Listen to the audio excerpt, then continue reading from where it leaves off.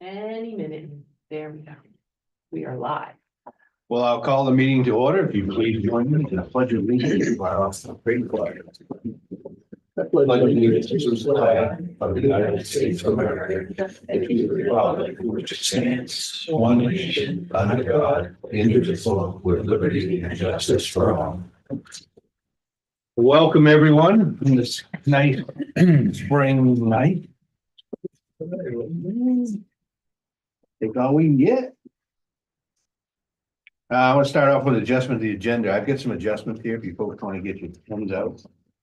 I'd like to move the Lincoln County EMA hazard mitigation plan update, move that to presentations. And on old business, where it says old business code enforcement fee increase, that should be new business, and make that 10.4. 10.5, we're gonna do a 10.5. We're gonna have a discussion with the assessor on solar revenue. 10.6, we're gonna discuss excise tax in the budget. And 10.7, we're gonna have a discussion on an overview on the water department. Any other changes or any Just hand this out. Is this just for our Yeah, reference? yeah, that's or- good. That's Yeah, gonna but I'm gonna tap it. That's the Sure. water? No, no. Any other adjustments? All those in favor of those adjustments? In your report. Opposed, none, 5-0. Secondly. I'll second. Ruben, He was quiet. I thought it really loud. I didn't get it. We passed one of those back. yeah, we got it. Oh, we're good? Now Becky. Oh. Okay. Yes. Yes. I do. Okay, let's jump off of the presentation. Looks like our illustrious EMA director, Kyle Sanderson. Oh, just stand up with me. Good to see you, Kyle. We don't see you much anymore, which is a good thing. It's a good thing. It's a good thing we don't see you. Keep it quiet, keep it You're quiet. not allowed to say that word. Yeah. I know, but it's all right. It's good.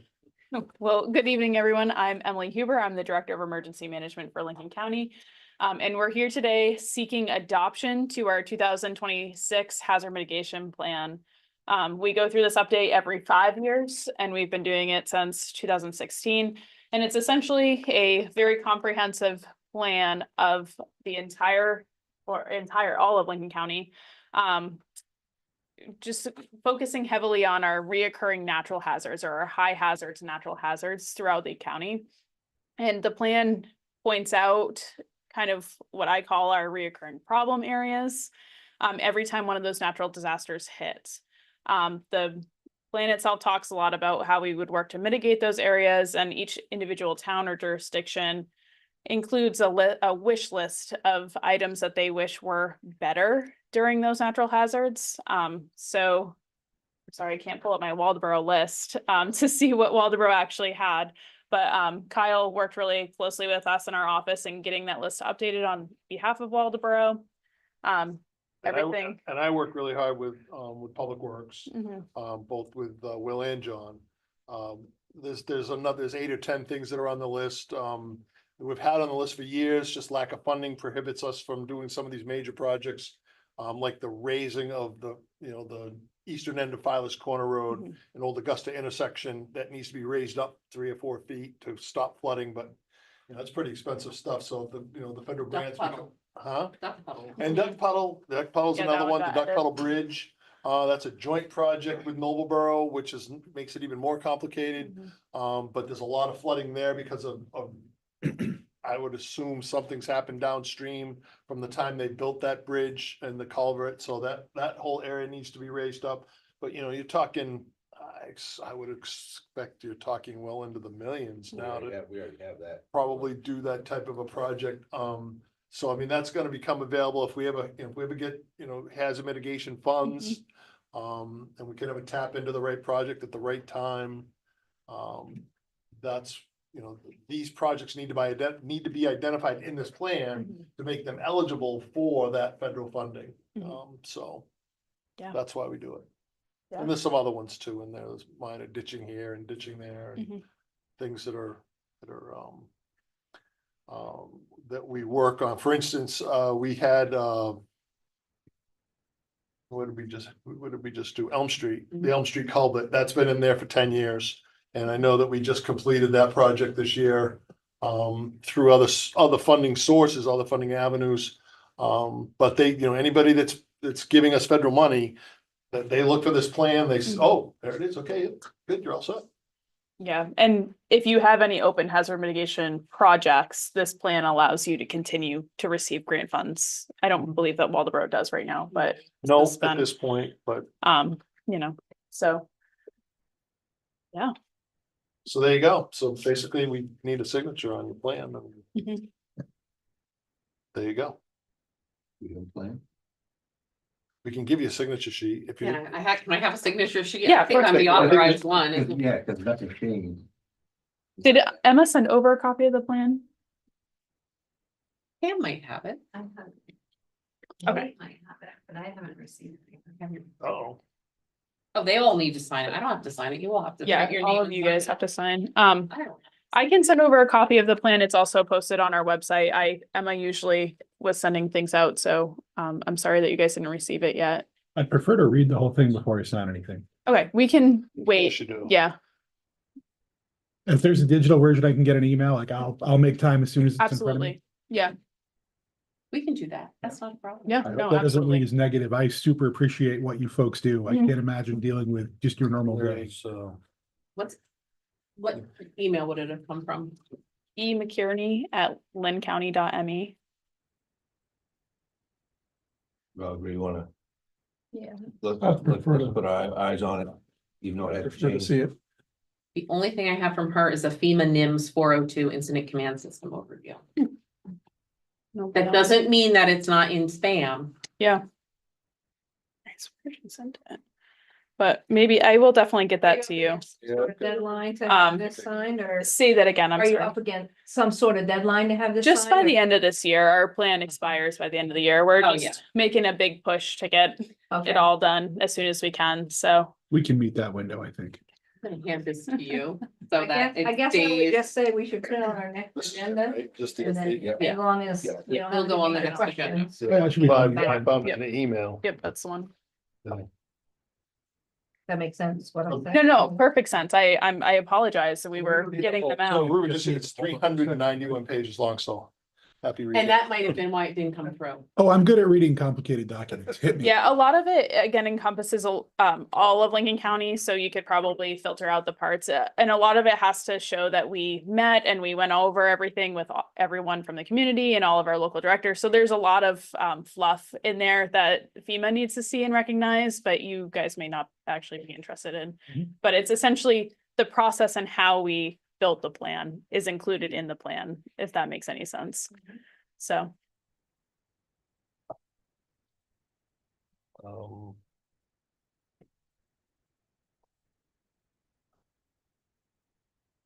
But we'll get it to you. If you get the link to all of it. We'll get the link to Yeah. all of you. we Not a can all problem. review it. Absolutely. Since it's so big, we don't wanna make copies. Yeah, no, it's better off in the digital world. Yeah.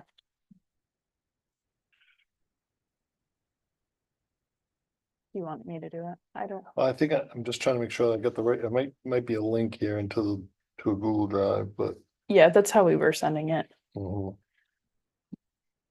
So, I'll get it to you. Thank you. Thanks. of course. Okay. Excellent. Have a great night. Yep, thanks. Nice to see you, Kyle. You too. You too, Emily. Back soon, I promise. Thank you. Might even see you sooner than later. Now we'll jump on 10.2, the AI policy discussion. No, no. But we might Oh, want. I'm sorry. Citizen Oh, comment. That's right, that was presentation. We moved. You it. can jump it. Yeah. I was- Shortest meeting How ever. did we get that far up already? You're great. Public hearing, none. Citizen comments. Citizens? Yeah. Yeah, Mike. Oh, you dropped something. Is, I did. is fees under public hearing? No, Okay, no, just wanted to check. it's new business. And I'm speaking as a citizen. I was at the ribbon cutting for Maine Health this lunchtime. And I hadn't realized, Julie, that I knew you had been involved with the Maine Health, but I hadn't realized the depth of which you'd been involved. And I just, for everybody and for the world out there, just want to thank you You're very, so much. it is what I would consider a passion project. And I also want to say, this was there It was, and everybody spoke and it was so comforting. it was. And anyway, thank you. You are That's very, all I have to say is it like, was a grand day. It really was. it is a phenomenal accomplishment. Thank you. You can thank Daryl and Mark for Thank you. the podium making it up there. That's a nice touch. Select board comments. Oh, I'm good. Good work. I was gonna have one, but it's been added at the end. I was thinking somebody was gonna be here from the Lions Club to tell us how much money they made at their event on Saturday, but I just wanted to say thank you to the Lions Club for putting on a wonderful chili chowder event that was well received. I was pleased by how many people turned out for you guys. I don't know who made the lentil soup, but it was tops. Which soup? Lentil. It wasn't me, but I don't remember either. Anyway, I just want to just report formally as a Lion that we made over $4,000 and checks are still coming in. Excellent. Cool. So thank you, everyone who participated. That's all I got, yeah. I too attended that. It was great to see everyone there. And I don't want to steal a lot of town manager's thunder. Feel it. Nope, I'm not, I'll let you talk more on it, but I'm gonna tell you what I thought of it. I was at the ribbon cutting today. And I tell you what, it brought a little tear to my eye. I know that's kind of weird for me to say that, but to know the work that went into it. And talking to one of the people there at Maine Health, and they were saying it'd be, when they're fully staffed, there could be up to 50 or 60 folks working there. Hmm. You know, it was a little selfish of me when I think that, but I'm thinking people buying gas in Waldeboro, people going to Zack's for lunch, going to Dunkin' Donuts to get their coffee, to Irving or wherever, Moody's. It's gonna bring the people here, not to mention the healthcare that it's gonna offer our community members as well as the surrounding towns. So there'll be some more folks coming here, and I'm sure that probably down the road, we'll be talking about new light out here, and traffic control and everything, but that's a good thing. Yeah. That means progress, right? And I will pass the rest on to the town manager. It was a great day in Waldeboro. It was a great day to be the town manager in Waldeboro. We are very blessed that Cindy Wade heads up Lincoln Health. She was one of the first people to walk into my office when I got here. And we hit the ground running. Between Cindy, Stacy and I like to think that, you know, you put 3 women on a task, an important task, and it gets done, you know, little girl power there. But it was extremely important from, you know, and this came from the select board. It was extremely important to help Maine Health accomplish getting what I call the state-of-the-arts medical arts building erected in the town of Waldeboro. We did not want to lose our healthcare facility. It is the fabric. I said it today. These are providers that are in our community. They are active in our community. You can see them where I came from away. I did not know the administrators in my hospital. I did not see my providers. They were not involved in the town as much as Lincoln Health and Penn Bay are involved in our community. And that is special. And I think that's one of the things about Maine that never gets lost is the community part. where we're always together and fighting for each other.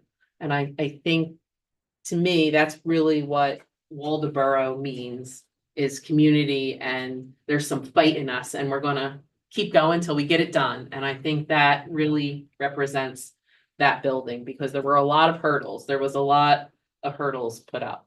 They even threw pandemic at us and we got through it, but today was a great day to celebrate. If you didn't have the opportunity to go through, it is an absolutely beautiful building.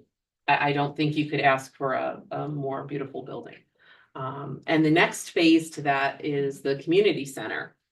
So at some point, and we'll be talking about more of that during our budget discussions. There are plans for a community center to go on that property too, and work in conjunction with Maine Health to provide a healthy lifestyle and living and lots of different opportunities to share. So we're excited. One of the nice things that everybody, that each one of the speakers thanked were the neighbors on Depot Street. That was special. That was for their patience over the last year. But I have to tell you, when we were at the groundbreaking about a year ago, It was cold out. it was really, really cold. And today was absolutely January. a beautiful day. It was January. It was freezing cold.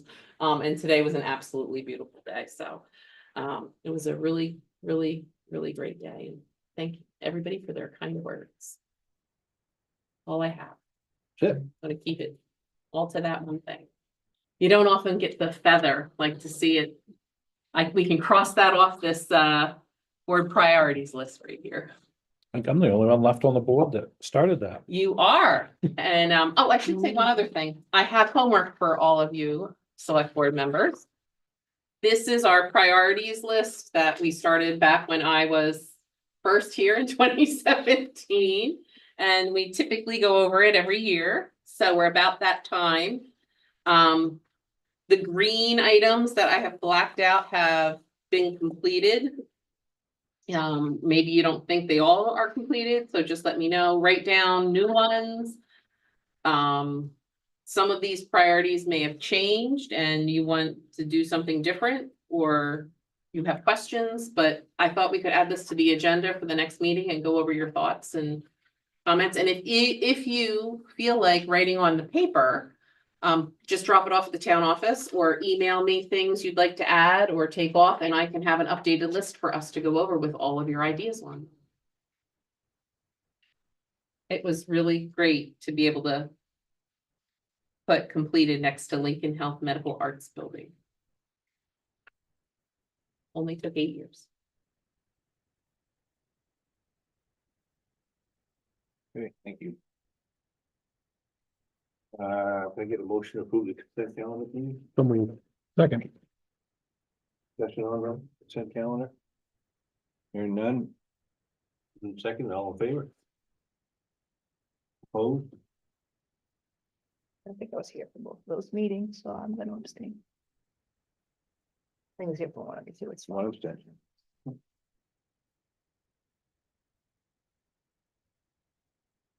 New business. Now we can talk about the AI policy. So this is a copy of an AI policy that the town of Warren is considering, and Kate, our town planner, brought it to the attention of our AI master on the select board, Ruben. That it might be something you would want to consider adopting, because the technology exists and how it is used, you might want some guardrails on it. So it's a policy, and the MMA, when municipal, Maine Municipal Association, has a similar policy. This has been tweaked. She thought it would be a good idea for us to consider. Kate recommended considering it. Lots of towns are. I think it's a great idea. But I wanted to get your feedback on it. And Ruben, I asked him first to review it, so he might have some thoughts he'd like to share. Well, the only note I wrote down is under 10.1, and it's minor under cybersecurity. And it says town personnel shall not download or install any AI software, browser extensions, plugins, or applications on town-owned devices without prior approval from the town manager or the town's IT support provider. I have trouble with the word or, I would say and that's a minor thing. It is not distrust of our IT provider, it's distrust of any one group having control at that level. It should always be administration and your IT group. Other than that, Simpson talking, this reads like best practices. This is what I see in the professional world. You never want AI to do the work for you. You never want AI to be used to make a decision without the review of someone competent. You never want to have someone using AI to present something they don't understand as well themselves. It is super spell check for the 21st century is what it is. AI is great for taking tons of information, like the 400-page document from our emergency folks. AI could be a tool to read and understand that, but you would never want to use AI to rewrite that or approve it for your town. This document, in short, to me, covers those pieces. It's a lot of common sense. I didn't see anything here I found troubling. Our neighbors did some really solid work. Aside from, Control F to find and replace the name Warren with Waldoboro, I think this could be pretty good. Or whiteout.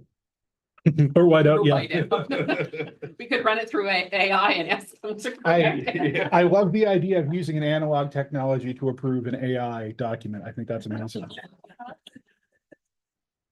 Is anybody using AI in the town now? Yes, You are, wow. yes. You personally, or? I personally have found that AI helping with some email is a good thing, because sometimes I tend to overcomplicate things or undercomplicate things, and if I need help, it tends to make me more understandable.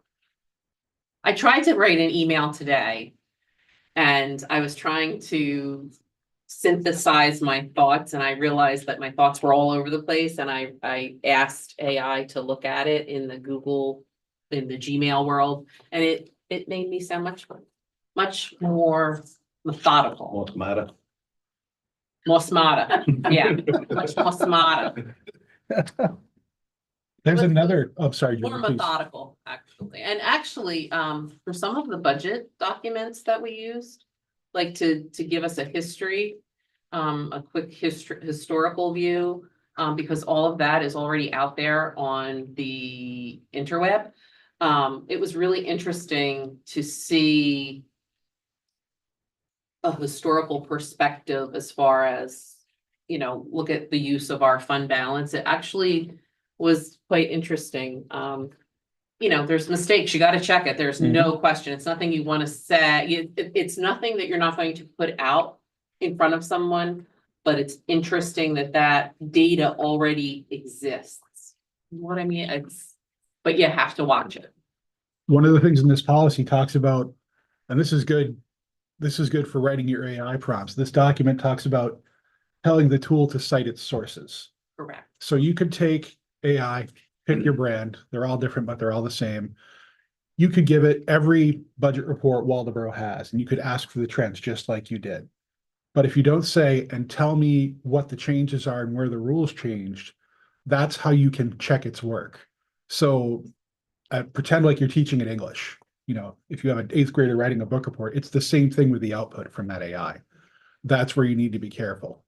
But I was really proud of the fact that our website had so much information, and we were our own, it cited us. And that made me happy, because we have so much of our budget data and our audits.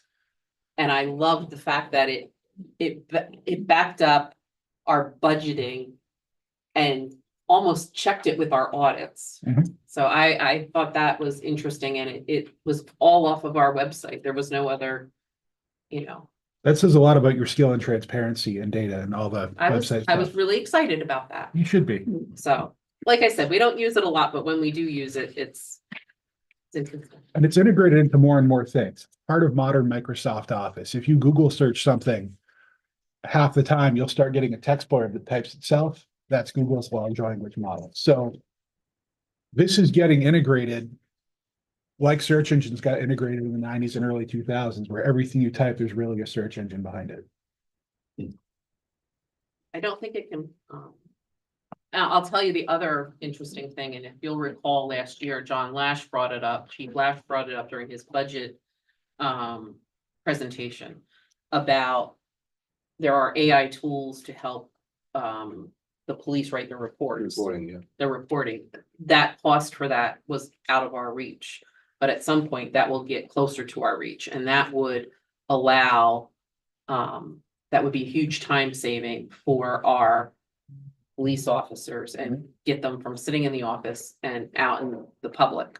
So I think that's something that is coming our way. Could we apply this policy to the PD or would they need a separate policy? They will, actually, there's a policy that they typically come with themselves when it Okay. comes to, there is a whole, I think it was the International Chief of Police Association. They have actually come up with rules for that, so. Great. I think that's something that we would adopt, just like any other Maine community, and those are standardized, from a national organization. Right. I know our people are incredibly careful. Chief Lash has never steered me wrong. This seems like a good thing to ask. But I'm sure you may hear about that in the future when Oh, yeah. it becomes more, within our price range, Mhm. for sure. Any other comments, questions? How do you detect a hallucination? That comes back to understanding the output. If you tell this, hey, I want to build a quantum computer and you don't know anything about that, I picked a made up thing you can't do at home. It will try and tell you. So if you don't know anything about what you're understanding, it could be a problem. Now, if you ask something about a water treatment plant, that's how you're going to know.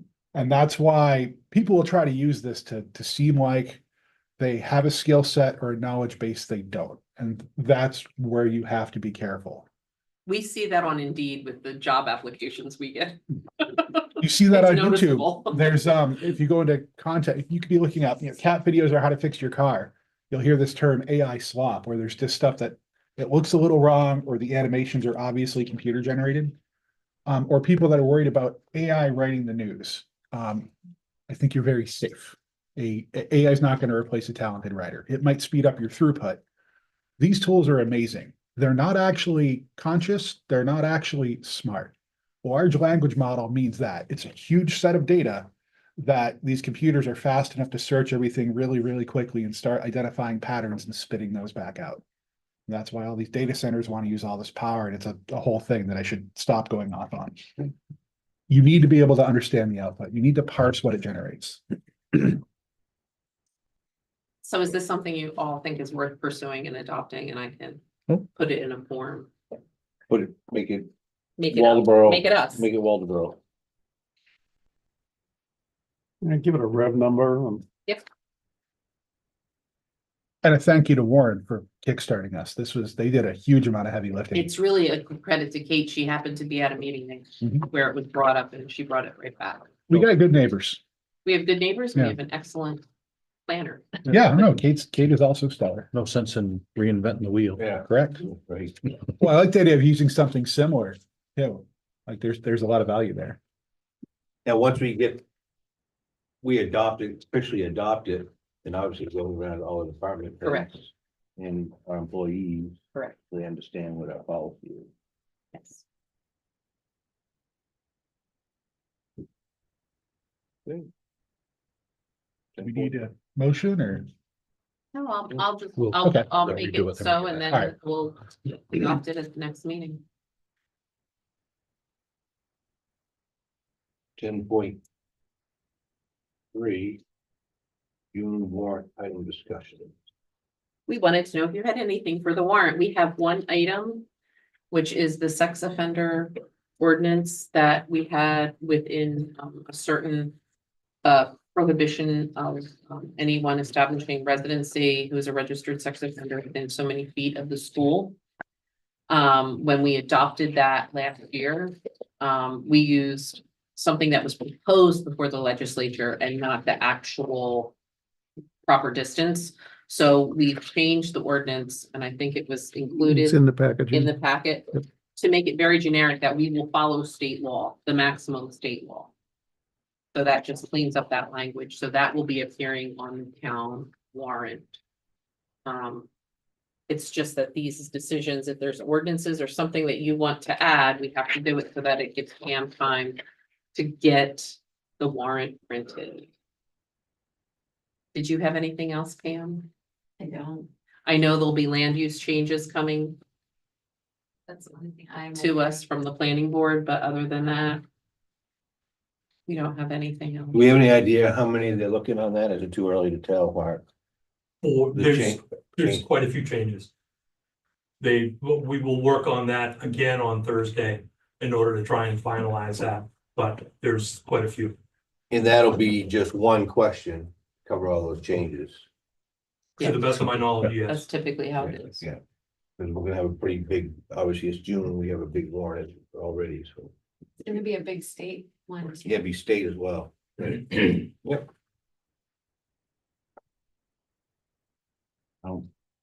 Anything else, anyone else got anything they wanna put on the warrant?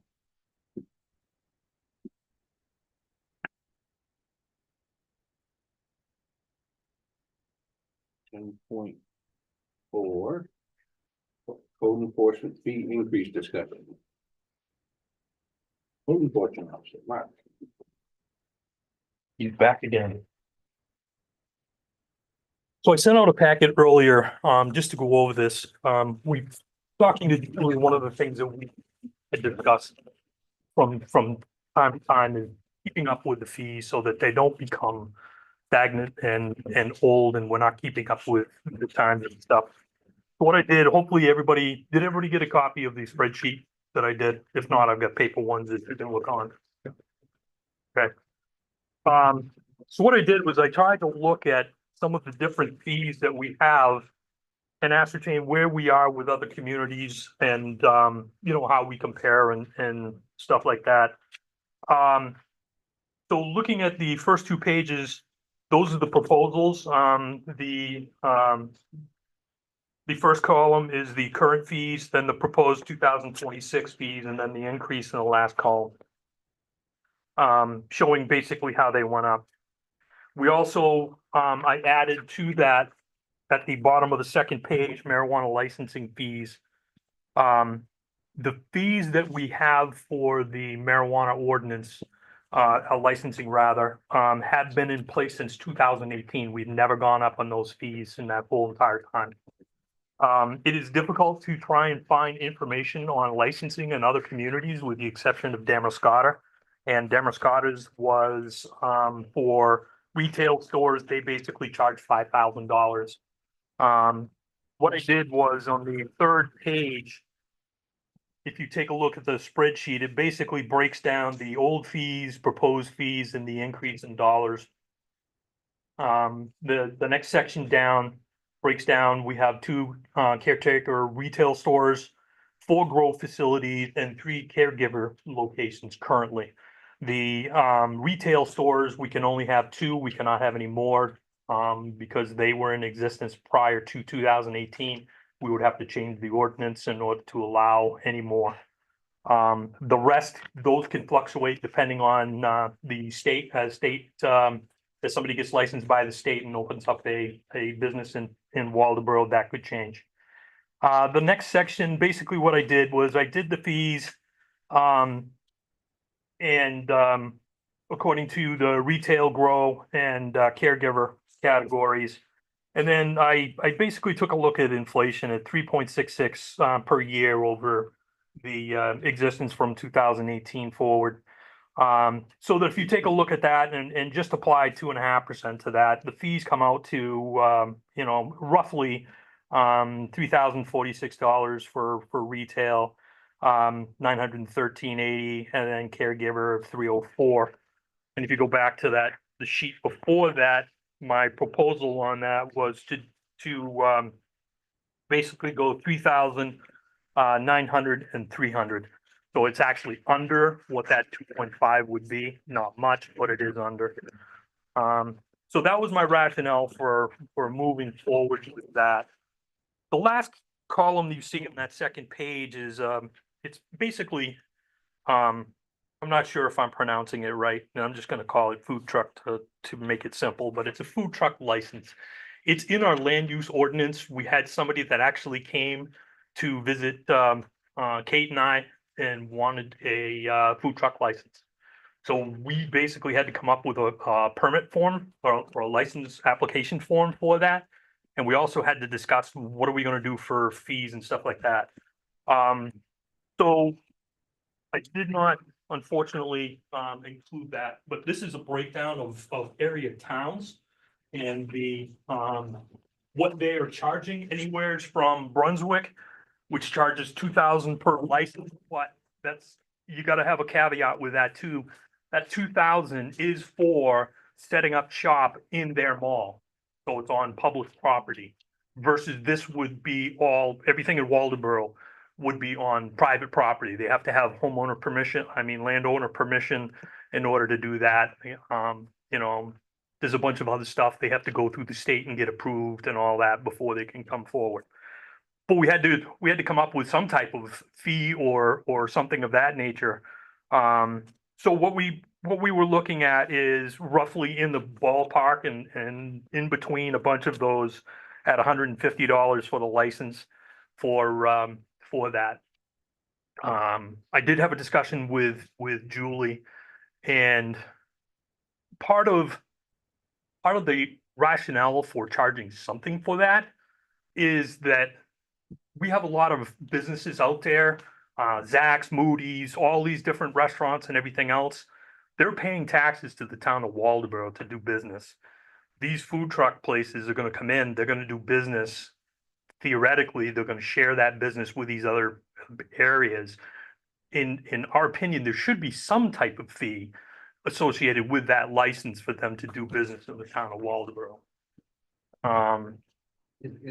Question for you, is that an annual fee? Yeah, no, it's a one-time. I would make it. We could make it an annual, but what I had it as is a one-time. Let's say, Billy Bob's hot dog stand, mobile hot dog stand, is coming to different events in town. Mhm. He comes to the Waldeboro Day, and it comes to graduation, whatever, different areas throughout the town throughout the year. I mean, every time he comes, is he gonna have to? Typically, in that case, when they're like invited to like a Waldeboro Day, you would Yeah. not charge them a fee. So part of that too is when they fill out the license application for a food truck, they basically have to list out where they're doing business. We are licensing their truck.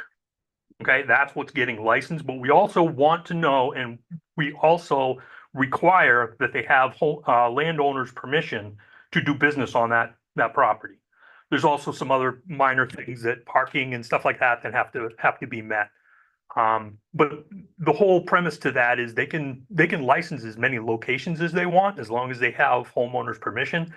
We are licensing the truck itself. So if they have multiple trucks, we'll license. But if they're invited to come in for an event, there's nothing, okay. Correct. But if it's someone that's just coming here to do business. Correct. If they're gonna set up shop at a location, that would be when it would And on apply. top of that, there are some state licenses they have. Oh, yes, they have to have their state license, Sanitary. food, exactly, inspections. All that stuff, yeah. Yes. If we're comparing it to businesses that pay taxes every year, then yeah, I would say the license fee makes sense every year. Yep, we can definitely do that. And I kind of got a little bit of an issue with it is being tied to one place. I mean, we used to have an ice cream truck around, it'd be over by the school, then it'd be somewhere else. Well, they're gonna have to buy a license every time they do that, and They just have to basically state where they're going to be and if I they're, understand that, but you're saying if they go someplace else, they're gonna have to have a license for What that. if they don't know? If I have my hot dog stand in urban parking lot and I'm not getting any business, maybe next week I'll try and go up to across from Tucker's or something. if they're parking in somebody's lot, then they have to have a license in order to do that. If they I are understand that, driving but- around and they're in the street selling ice cream and stuff like that, I don't believe that falls into that category because they're not setting up shop anywhere, they're traveling. The food truck stuff that we have is basically the language, and that can all be changed, but the language is more geared towards somebody setting up a location And just staying there. and staying Well, okay. there. They can move, That's like, today they're here, tomorrow they're there, then they're back here, then they're back there. They can set up multiple locations, but it is location based, not just driving around. I don't know, I kind of have a little bit of an issue with that, that's all. I think we should charge, it probably should be more, but.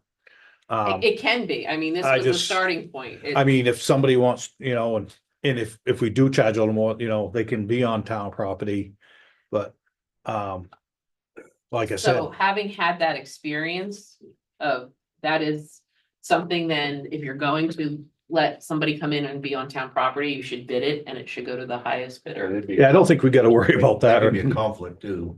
Yeah, I don't think it, The only thing that I thought of when Julie was talking about the whole, Waldeboro property is liability. Yeah. If somebody gets hurt or something happens, is the town at all liable? We would have to have something that would, So from whence I came, we did this and it was actually very lucrative for the town. Mhm. But, people would bid on 12 spots and it was a very lucrative thing. And they had to provide insurance. Yep. It was a sealed bid and the 12 highest bidders got the spots. Mhm. So I think if we're ever going to do something where we're allowing it on town property, they're gonna there's do it. definitely guardrails and you definitely want to have a bidding Yeah, process. I don't think we have to worry about that right away. I don't think No, so, but no. just, I mean, it was a great way to make money. I'd like to put a pin in that I don't wanna drag Mark's time into that. I wanna talk about that, though. I'd love to see that, at least in the summer in Waldeboro. We've got some beautiful spots. We have some beautiful spots, but at the same token, again, I would feel that the businesses who are established here, they pay taxes to be here and have everything that they have. So you'd want it to be worth more Right. than just $150. And I guess for that, I wanna have that separate conversation later. Yes. Yeah, I don't think that's probably enough, but. Yeah. Um, For what you're talking about, Mark, instead of per location, could it be per physical vehicle? that's what it is. It's Oh, per okay, so I vehicle. misunderstood then. Okay. And then good. they have to disclose and also get landowner permission for whatever locations they're going to set up and do business. So one vehicle with permission from two landowners isn't So- being charged for each separate land. We are licensing the vehicle, not the location. Okay, all right, number aside, that feels pretty fair. yeah. That answers my question. We're going to need a public hearing on this, correct? Well, that's why I was asking initially. I thought we needed a public hearing for any fees. I had to post it for 30 days. It's set up for the next, Well, it's all advertised for the next. Yeah, it'd have to be advertised. right, no, it's set up for the next meeting. Okay, Have it all and bid it. you're on top of things. Look at Pam But go. we wanted you to see it before we got to that point. Want some time to, if anyone has a different number in mind, time to think about it. Yes. I like what you're doing here. Yeah, we're trying to stay ahead of the curve as far as that. We're definitely not exceeding a bunch of different communities that are out there. We're really not. But my feeling, it kind of goes hand in hand with I believe Julie, I don't want to speak for her, but my time, if I'm spending a lot of this on permits and stuff like that, that should be borne by the person that's trying to build and stuff. And we should not have my whole entire salary, offset, because there's a lot of case stuff that happens, complaints, and that's, through the public. But there should be a good amount of my salary that is written off with fees. And that's what we're trying to do is maintain that level, so we're not burdening the taxpayer. Pretty hard to argue with. It's pretty good. Just to be clear, there are like camp followers that, they go to the Union Fair and they park up there and then they go to a different town. We're not covering this at all. It's only permanent Waldeboro-based businesses. It is like, we have a current person that is applying for that. He's going through the state process right now. He will set up at certain locations throughout Waldeboro, and that's the way that is. But if it is a special event, Waldeboro Days or something of that, it clearly is exempt from that, the Well, I land think there are a court. lot of these things that set up shop wherever there happen to be a crowd gathering for whatever reason. And I'm just want to be sure that this is not a. That wouldn't include apply to them. them. No, That would not include them. No, like, Michael's tour of the river, I don't know, I had what, 30 or 40 people on kayaks Mhm. coming up through the river. I mean, could have been a food truck at the landing when they showed up. Everyone could eat. Yeah, they might You know, okay. That's why I say town property is kind of I know it's a touchy subject, but I mean, It's. I If- think it would depend on what type of an event it was, and like I said, that's probably a discussion for another day, but if we're gonna start renting out town property. For things like that. Well, that'd be kind of an invite thing, just like a Okay, Waldeboro. it would be You- like a- Using that right. example, that'd be an invite. Like, I would say Waldeboro Day is not yeah. something that you would charge for.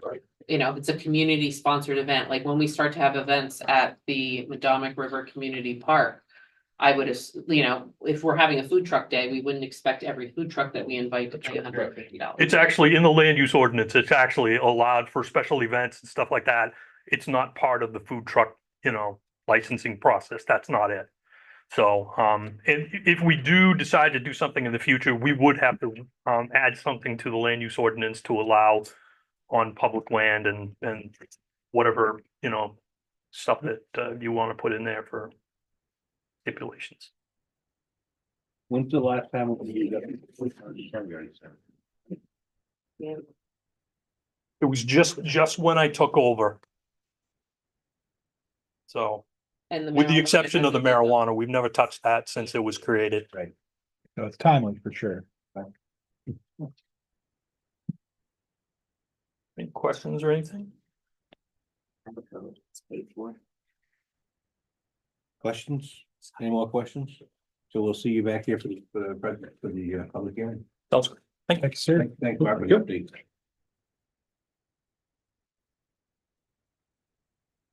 Lost my spot. 10.5, assessor discussion. So during the budget discussion, everybody wanted to have a solar discussion. So I brought the man to tell us about the solar discussion because he is the expert in his field. I am here tonight, will be here tomorrow night to admit an error in the solar exemption reimbursement. Last year, we received 128,985. We have a third solar farm out on Manktown Road. If they get their application in by April 1st, would add to that. So I said 100,000, no problem.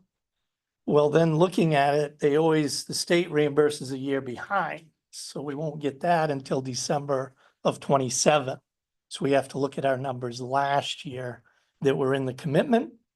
We doubled land values. The rate went from 1690 down to 1480.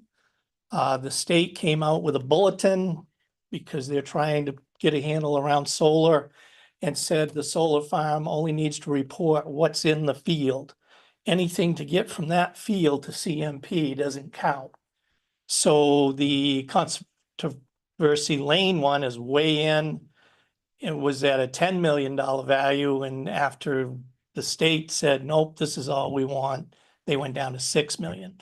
So we had a drop in value, we had a drop in mill rate, and our drop will be 80,000, not 100.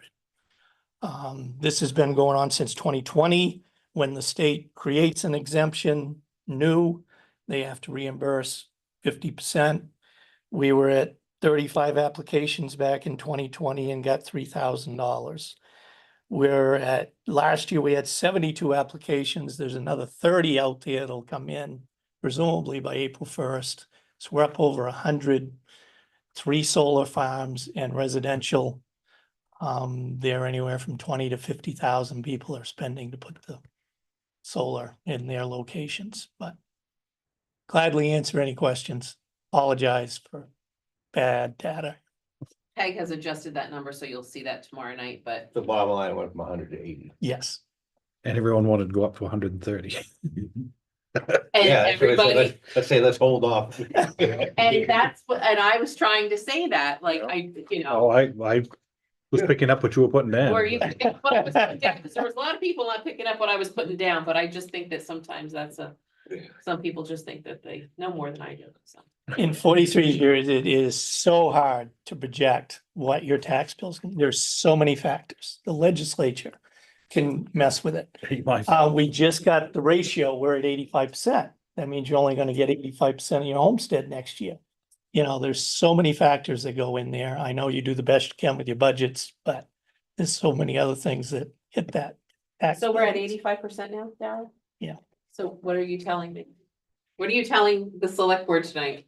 Instead of the 25,000 that you got on your homestead, No, what are you telling us about our, taxes will go up. no, I understand that. Are you telling us it's time to relook at?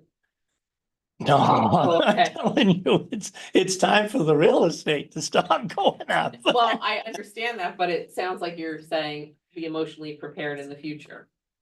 You could revalue again. We could do the buildings again, or we can adjust the rate. So we're gonna adjust the rate. See, this isn't gonna go on forever, but it all has an effect on somebody's tax bill. Well, no, I understand that, but this goes back to what I was saying the other night about Daryl.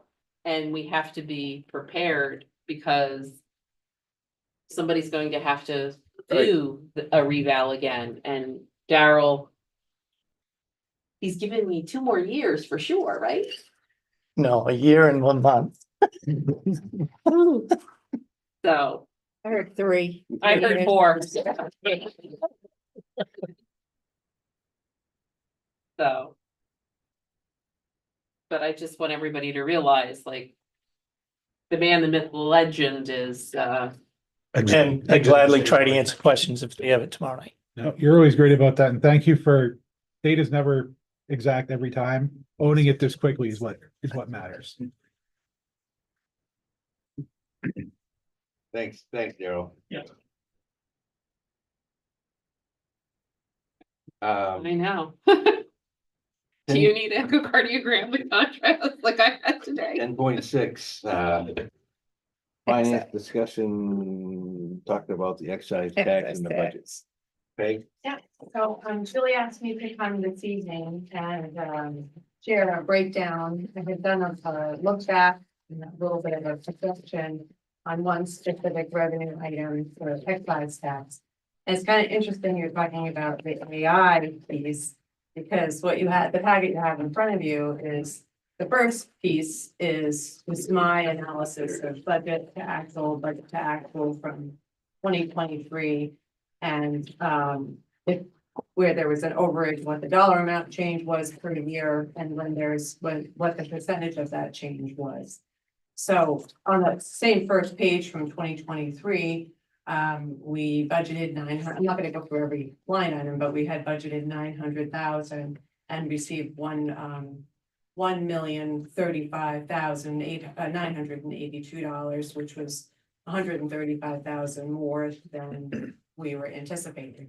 So when I did some of the look back and when I dug into how to project what we may receive for this upcoming budget, when I applied the former policy, which would not policy, but we used to do 95% of a full 12 months of collective revenue line for certain budgeted items, it seemed like it was too low.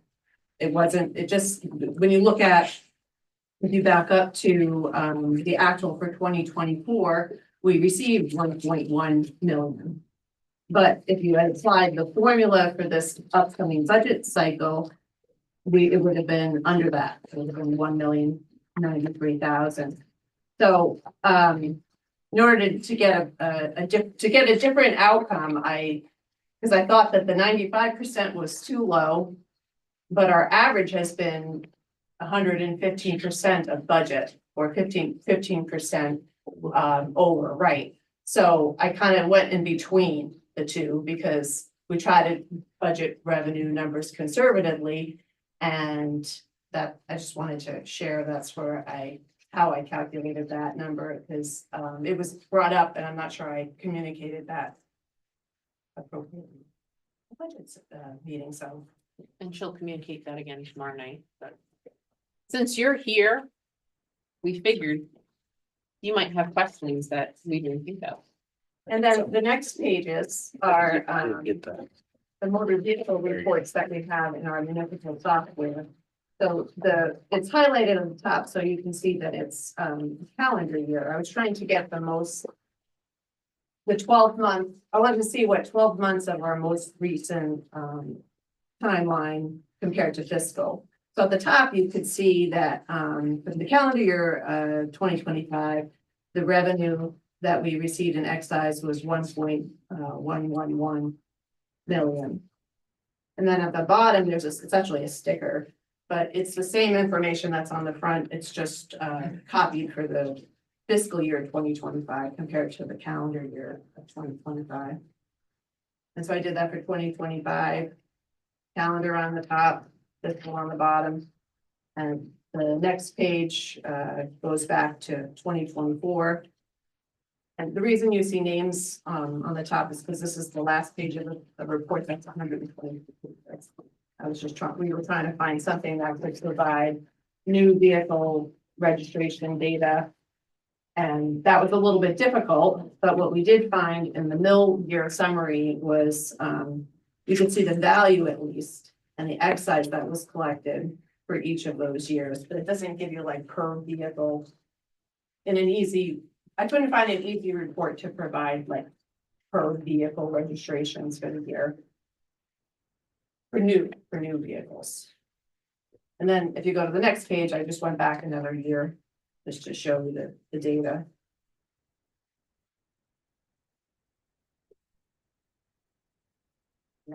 Go to the last page. This is a good test of AI.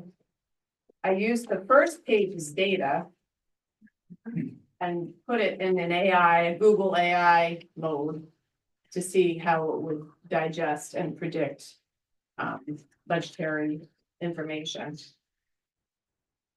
I just thought you guys might like to see that. So that's what AI is So the last predicting. 2 pages, Mhm. that's all from Google, except for the top part, me explaining what I This is plugged what in. she's budgeted. So it said it in a much nicer way than I did in my The little way I chart. understand it, am I The right? historical performance section, in 2023, it was over budget by $135,982, which is approximately 15%. And in 2024, it was over budget by $145,506, and so on. Then it talks about where we are right now, and then what it might predict if it was gonna do a budget for us. So anyway, it was just kind of interesting to see how it's got spit out. Yeah, it's kind of creepy. It is creepy. On the second page, like the last page, it had a 2026 year-end projection of more than we budgeted for. It projects that we're going to get $1.4 million for this current year. But we have 1.2 budgeted for this current year, which I'm comfortable that we'll meet.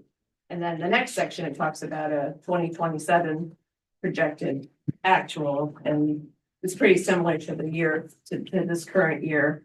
But taking the budgeted amount and then applying that calculation, they project that we'll get 499,000.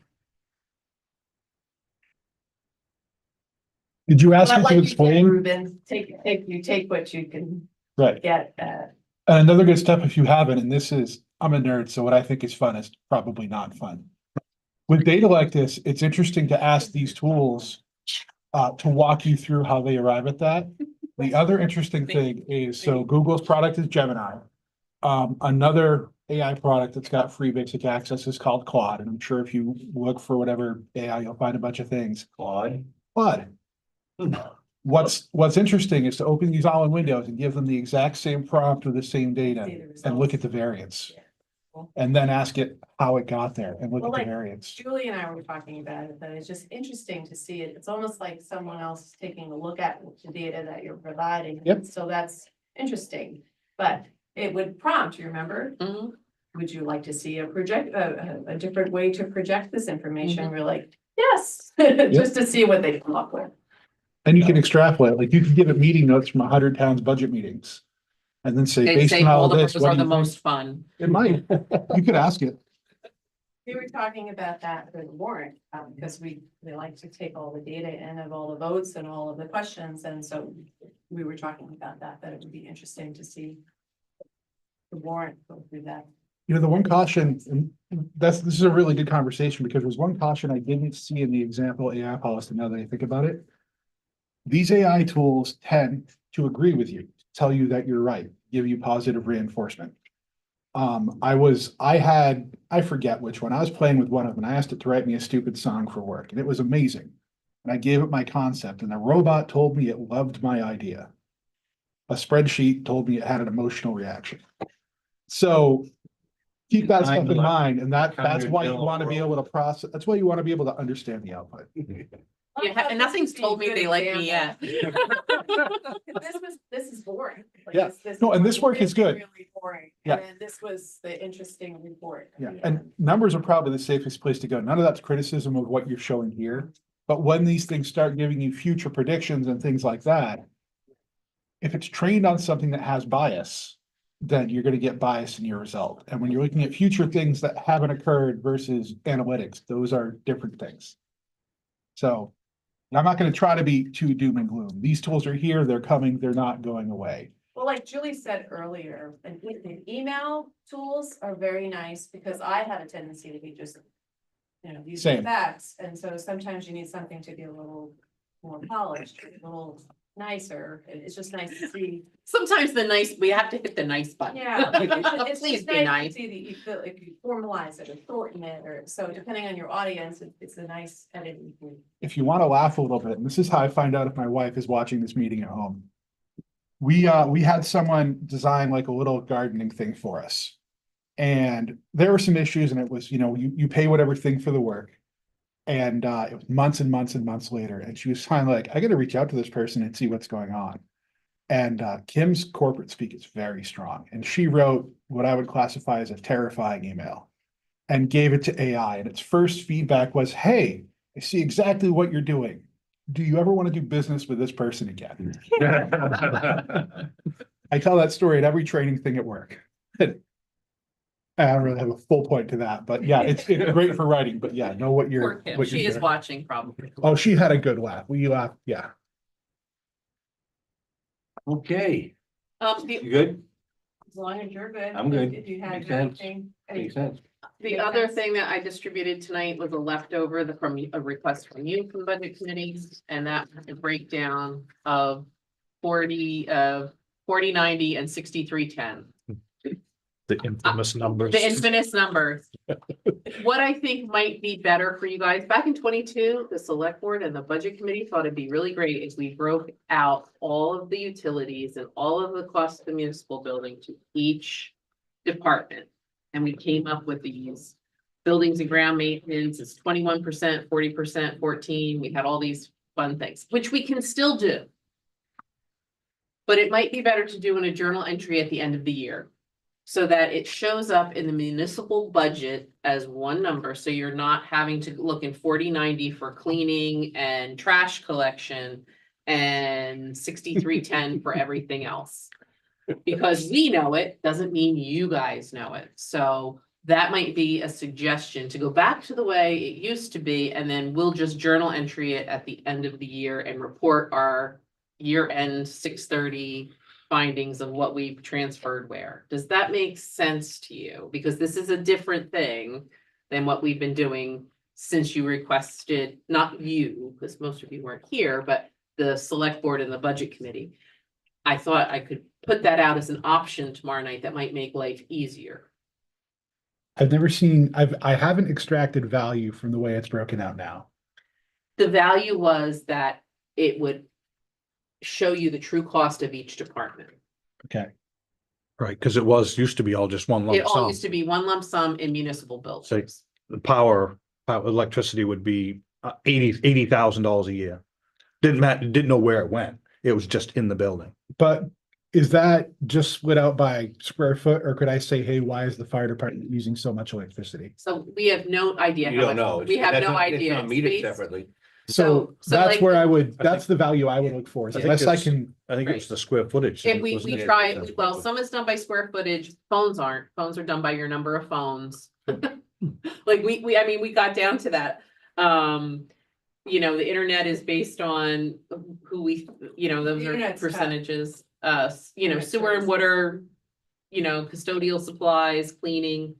Cleaning was done by the size, square foot size. Heating oil now is strictly, technically just the 2 bays or, but, occasionally we use it, like back in January. So we can do that breakdown, but it might be better for budgeting purposes if it's all in one thing. So it's just a thought since that whole discussion came up the other night. But I just wanted to give you that option. If there's not a number that I can use the data I have to make a cut or an adjust to, that's where I say I don't see value. So if it's split out by square foot, I'm not gonna be like, hey, the fire department needs $10,000 less in electricity. That's not something I can do. That doesn't help that number at the end. I'm saying too many words to agree with you, is what I'm doing. Well, I totally agree. That's why I was kind of, I think the intent was good. oh, yeah, it is. Absolutely. The It's intent, good. and the intent in 2022 was good. It's good for an analysis or a projection, but I don't think for us, for a budget committee and a select board during a budget process to actually need to break it down like that. Yeah. And if it's something that needs to be highlighted, you have that in a journal entry. Okay, It's a good idea. It's good that we tried it. Not everything works. I'll bring that up then tomorrow night. Well, I think, because I've been here for going on my 12th year, A long time, since Uh, dinosaurs roamed the earth. almost. Just before electricity. But yeah, we used to just have one big number and that was it. And they finally, the office finally come up with breaking it down so the budgets don't look quite so bad, Why does the town office have $80,000 in electricity? Well, technically they don't. That's why they have just the municipal building. And not, it says municipal building and not I understand that, but, particularly the town clerk or.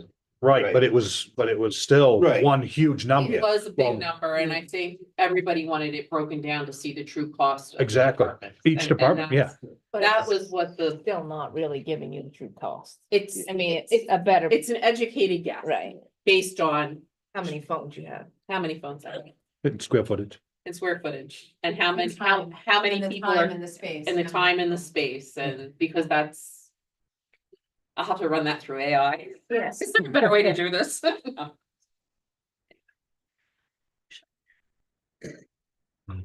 So we're good on that? Thanks, guys. Yeah. we'll move on Dr. to Tegan. 10.7. The overview of our water.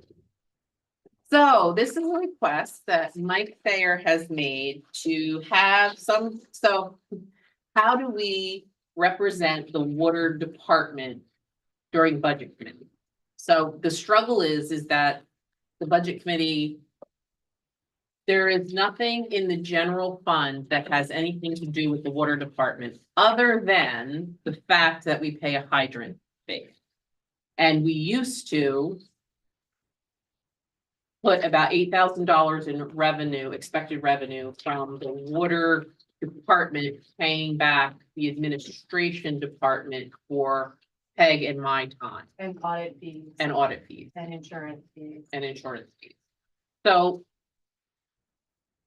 it's not really something that is audited. I mean, it is audited. It's not something that the budget committee or the select board really sets the budget. It's really based on what it costs to run the department, and the user fees have to cover, it's a self-balancing fund. So I was gonna give out this to the budget committee, although everybody has to realize that it really isn't part of the budget. There's no way for us to make it part of the budget because it's a whole separate fund. So some historical context. We acquired in 1999 the Waldeboro Water Company for $387,200.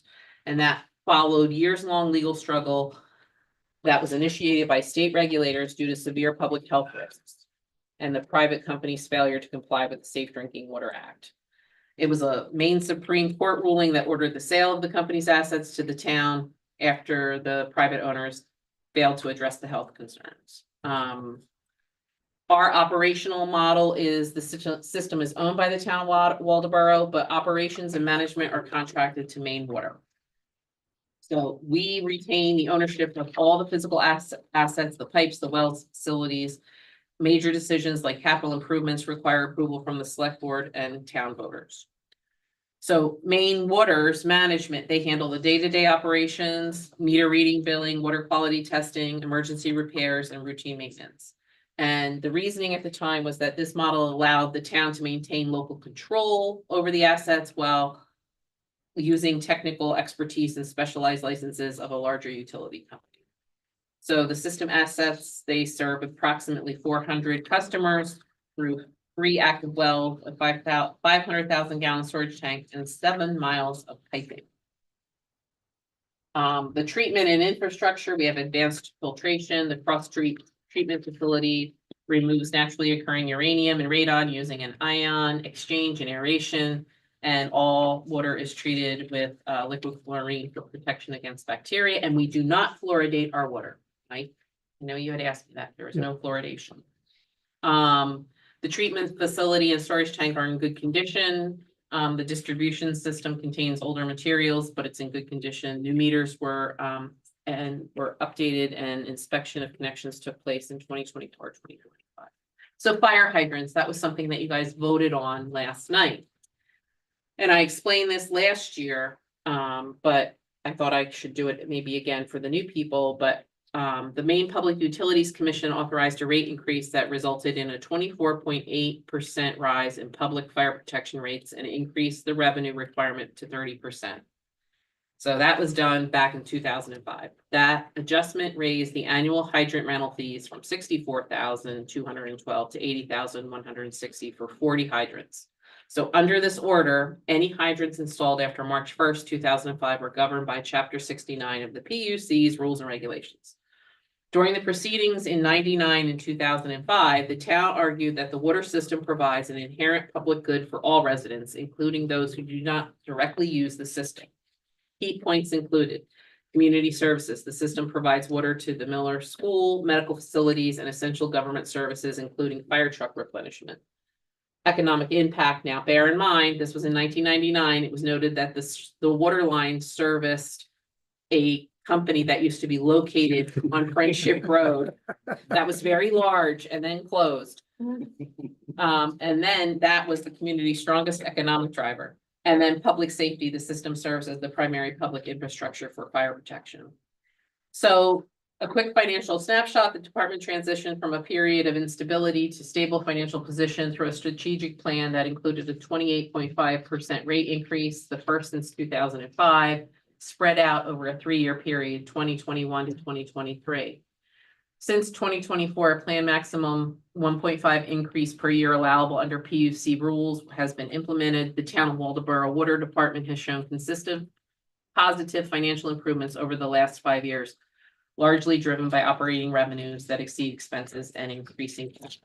Thank you. You're welcome. Thank you. We really should, because that was the first trip that Abden and I made, was down to see Maine Water because nobody had ever visited them before. And we went there and knocked on the door. It was great.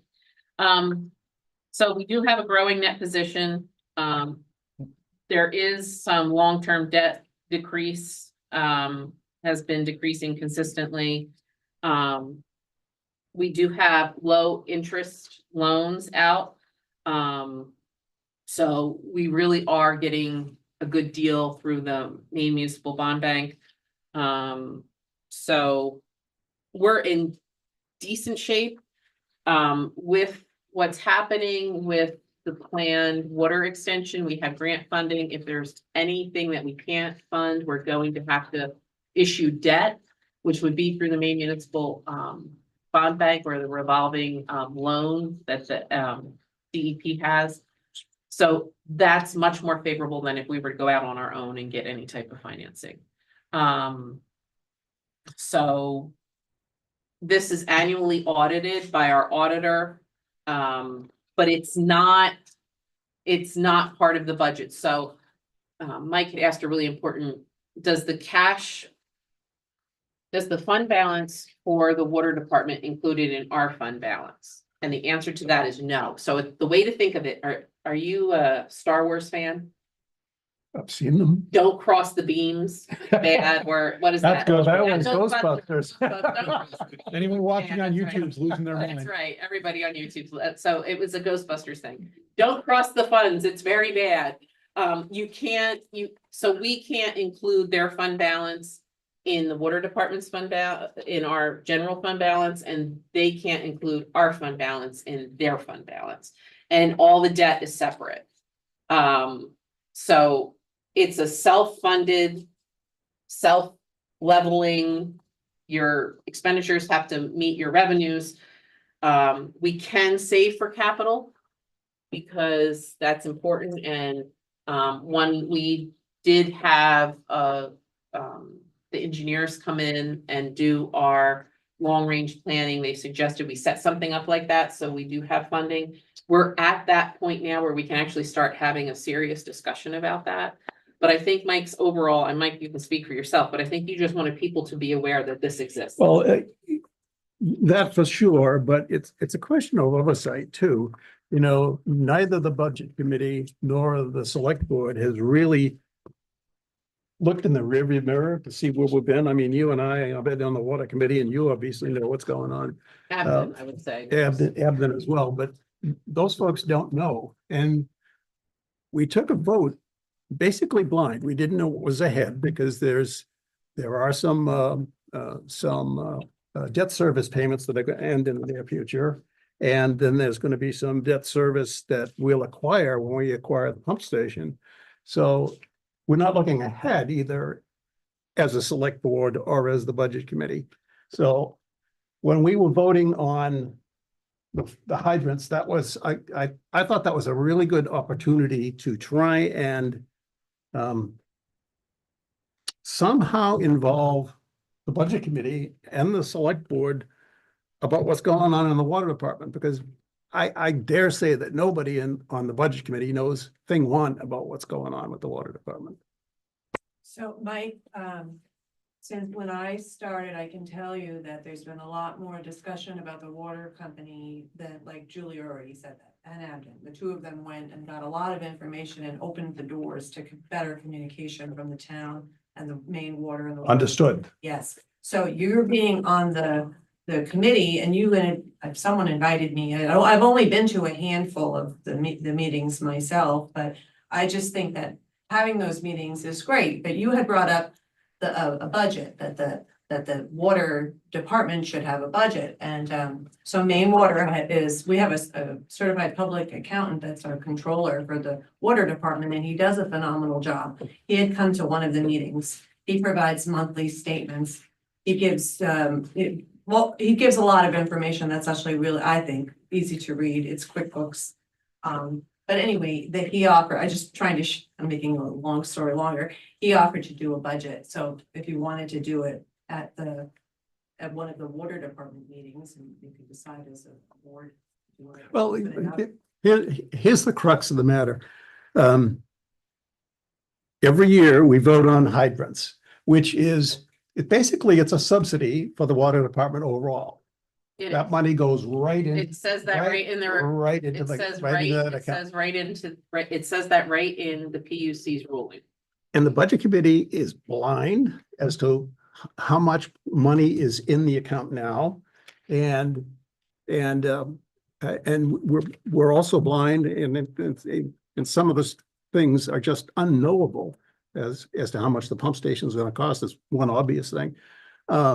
But we're not taking a look forward either. But we're asking the public to basically subsidize the water department when we don't know what we got, and we don't know what our expenses are going to be going forward. And So I think that. that's where I am. So, but I don't think we have a choice, because in 2025, we signed an agreement that we were going to subsidize. We actually argued that we should subsidize. I have no problem with the subsidy. I have no Right, problem. so with- I will explain that. I think I'll have to explain that again tomorrow. As But far, it's just hard for me to square, when we're looking at the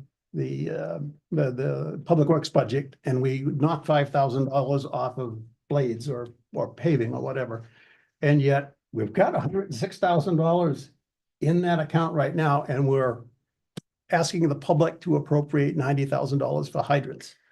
That just So, doesn't, that, because we can't take funding from one. I'm not saying we should, but maybe we could, there are other options. We could lower rates. We could lower water rates, or we could reduce the hydrant subsidy. Now, I actually had a question You can't about that. reduce the hydrant subsidy. We can't, I think that's, that, I don't know what the law says, and I'm blind here. I don't know whether it says that's a maximum you can charge, or whether it's a minimum or you can it was a charge. minimum, and then we have to follow, it set the minimum that we could charge, and then anything above. It had to be a minimum of 80,160 for 40 hydrants. And then any hydrants installed after March are governed by chapter 69. So we just have to. And what I think would be a great idea is, I think we have to pay the hydrants, and that was something that was an argument that we made.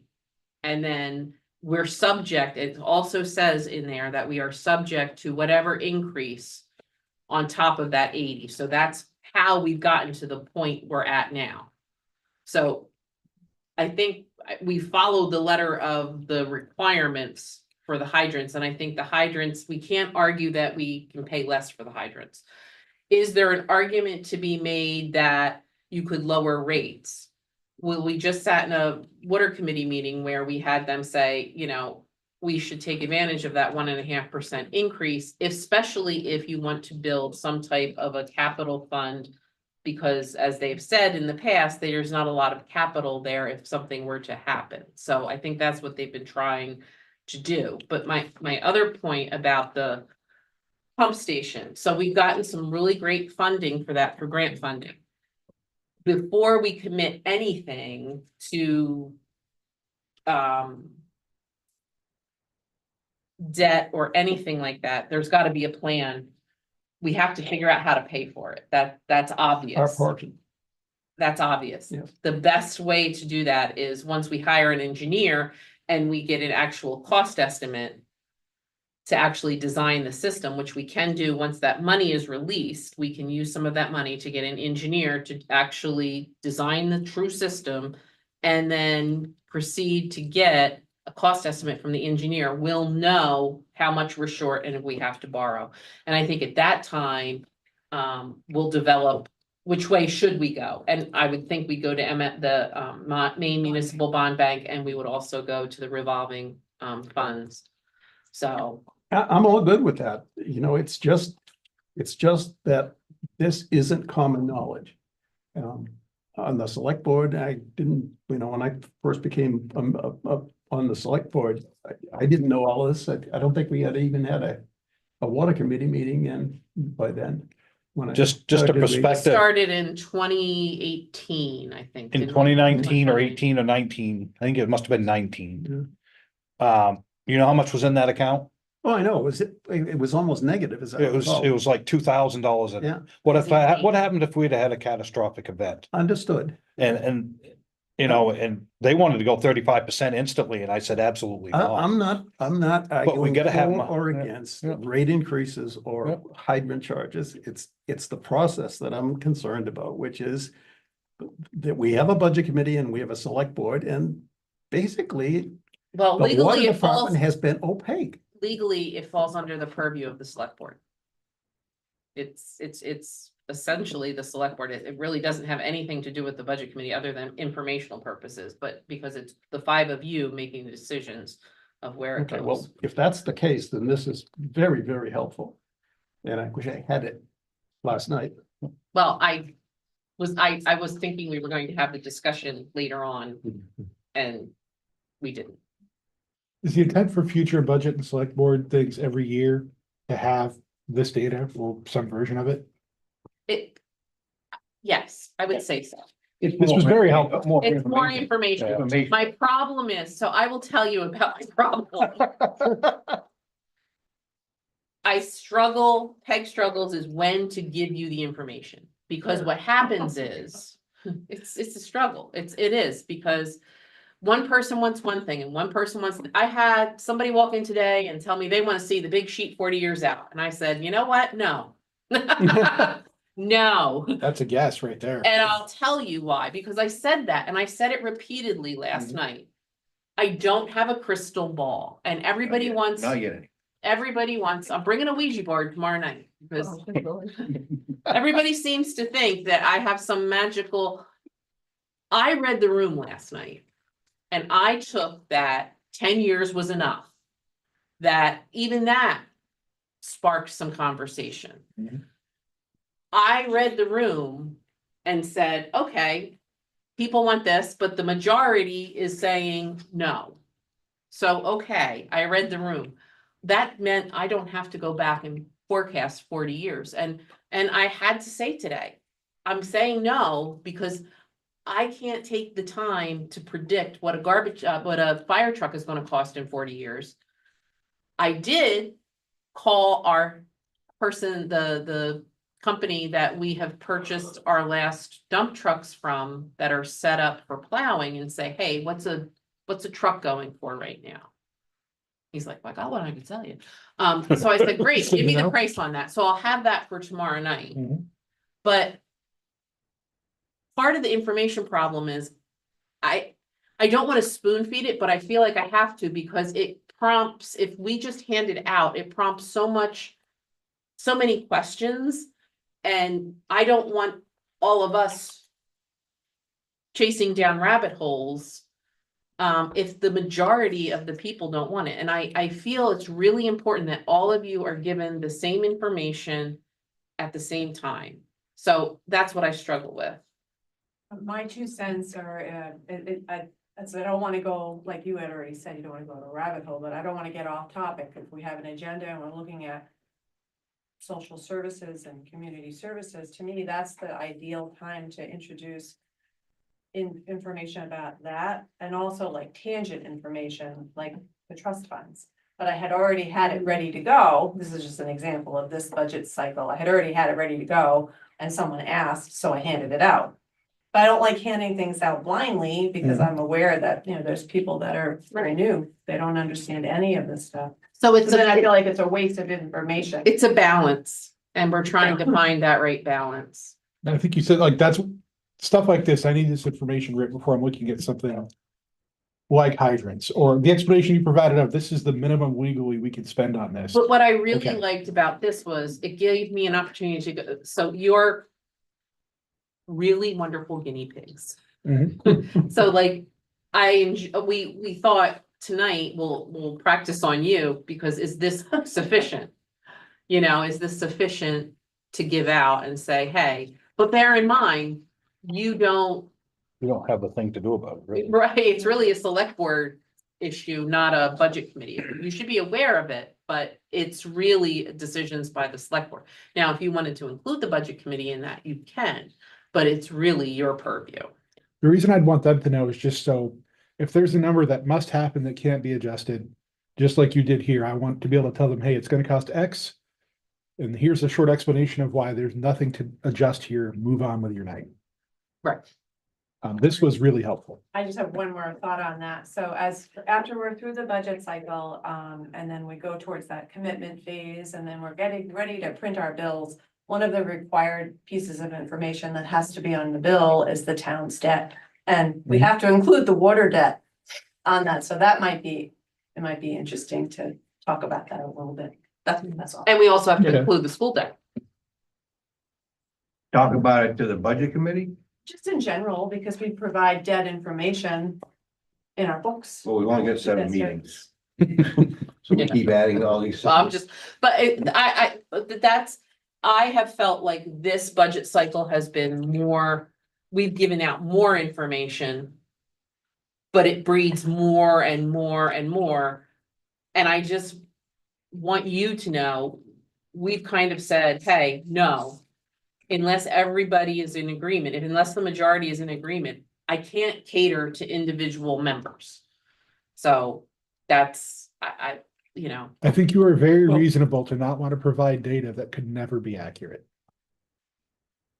or it could be accurate, but if it's only, I just, I mean, if you guess 40 years in the future correctly, I- congratulations on your new you know, super I yacht. can't.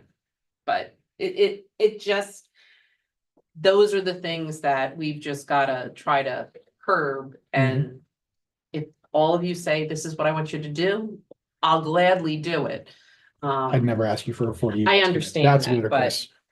Well, I'm not asking for this for, you know, monthly, or we have quarterly water department meetings.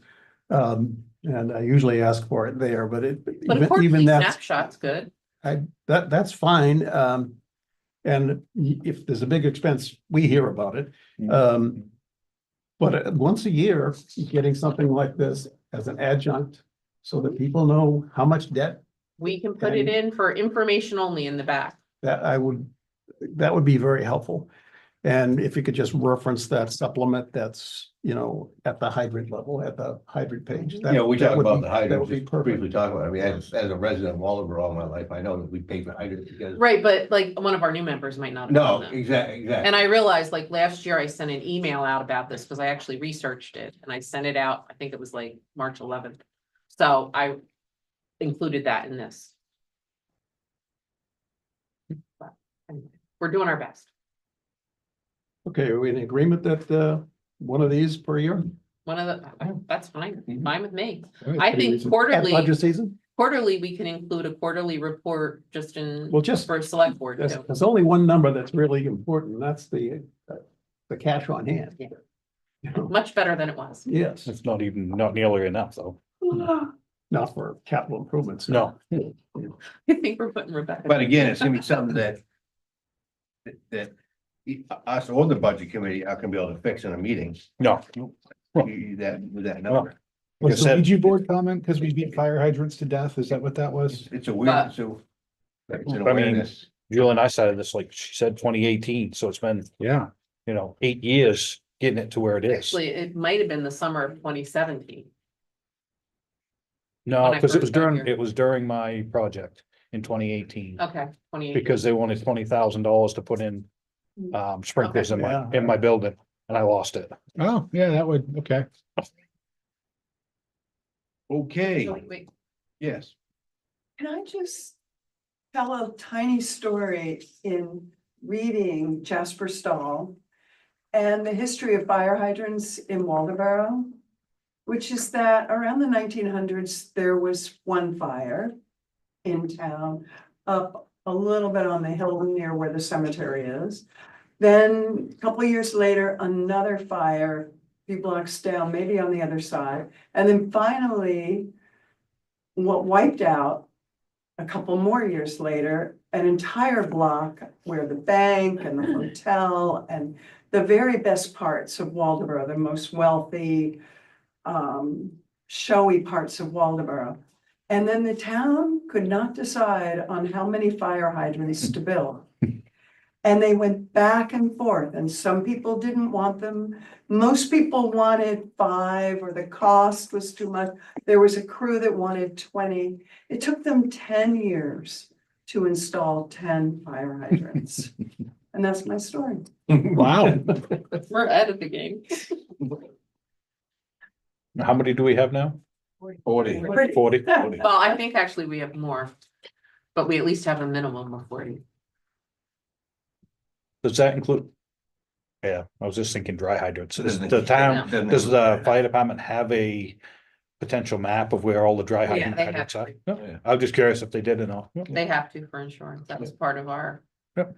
what's that insurance review Yeah, called? Yeah, so, ISO rating. all right. Thanks for filling that. All time. Agenda items for the next meeting. We're gonna have. Public the- hearing. We have a public hearing. We are going to revisit and approve the EMA hazard mitigation plan, Mhm. AI policy. the AI policy And discuss the select board priorities list. and the priorities. That's what I wrote down anyway. I And wrote right there, yep. all those things. We're excited. Anyone have anything else? Motion to adjourn? I'll entertain a motion. We got a motion, a second? Second. All in favor? Very well. Everyone have a good evening and a happy birthday to Rebecca. Oh, we didn't say happy birthday on record? No. You're too smart for us. Thank you anyway.